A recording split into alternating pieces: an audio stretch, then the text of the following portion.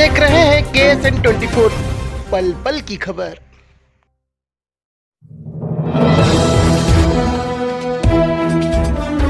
और इस वक्त की बड़ी खबर बलरामपुर से निकलकर सामने आ रही है। जी हां, बलरामपुर जिले के वाड्रफनगर पंचायत में तो बारिश से किसान परेशान। लगातार एक सप्ताह से पानी गिर रहा है। फसल पूर्ण रूप से नष्ट होने की कगार पर है। किसानों का तबाही मच गया है। KSN 24 न्यूज़ के लिए बलरामपुर से राजेंद्र की रिपोर्ट।